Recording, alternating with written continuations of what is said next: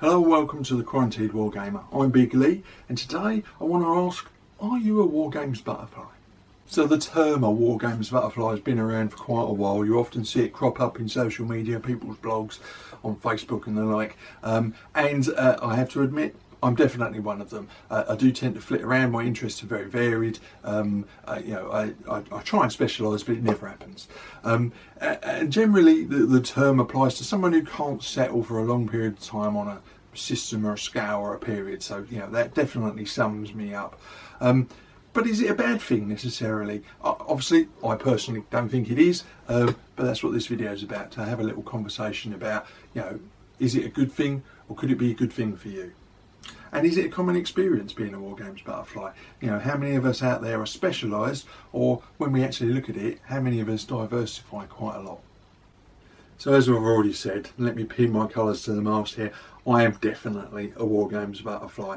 I'm not just limited to Wargames either. I play role-playing games as well. I do enjoy a board game, but I don't play as many as perhaps I used to in my youth. But definitely Wargames and role-playing games are a very big part of my life and have been for, coming on for 40 years, 35 plus years.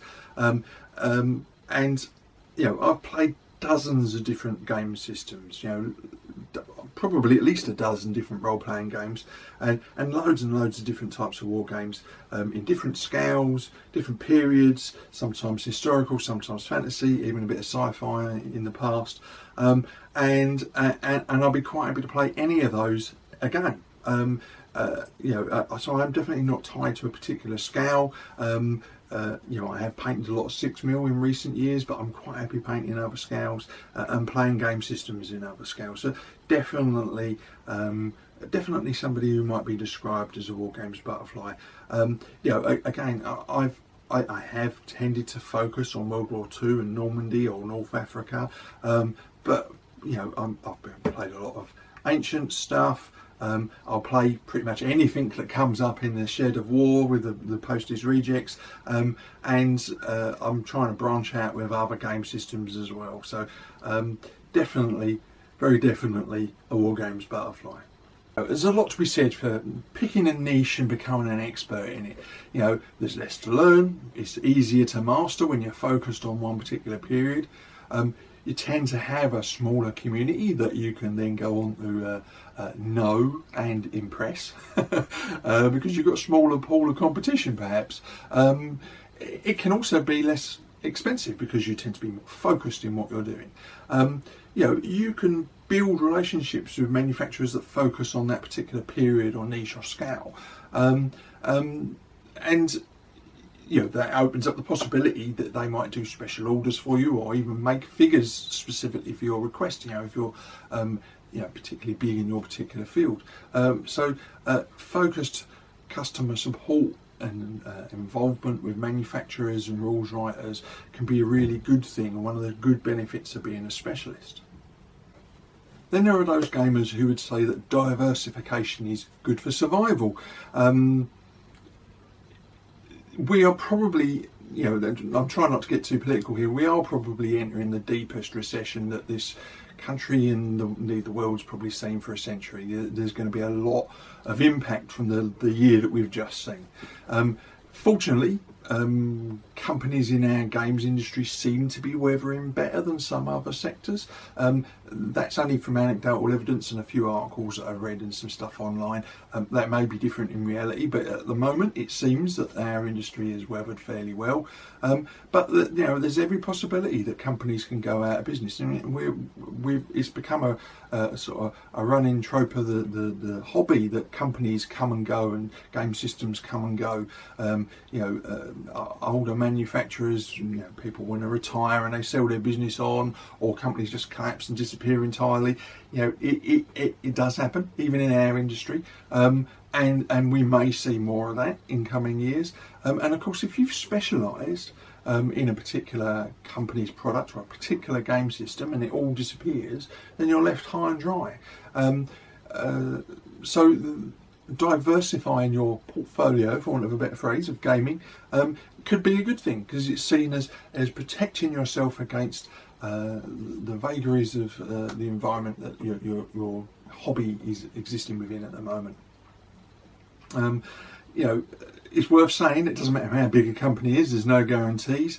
You know, we've seen some pretty big high street brands, for instance, go by the way in the last 12 months. The same can happen for the hobby industry.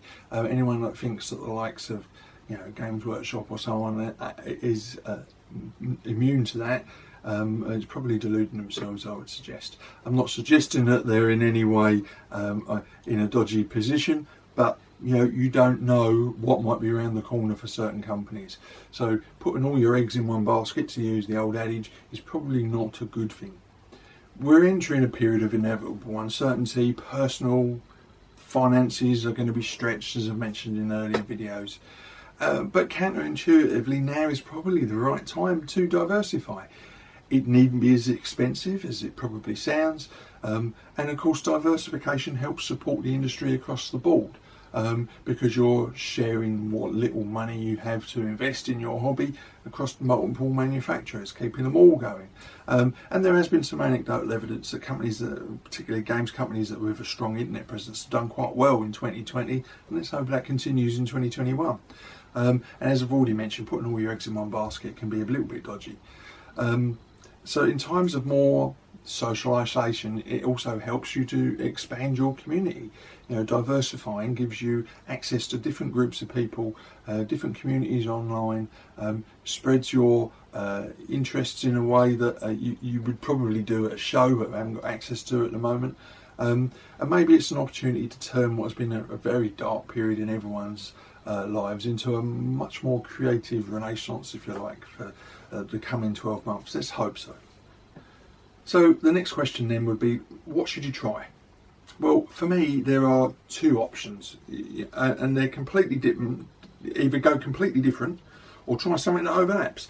So if you try to go something completely different, it can be very, very interesting creatively. You can find a new talent, a new interest. It refreshes your enthusiasm for the hobby, because you're doing something, it's like starting over.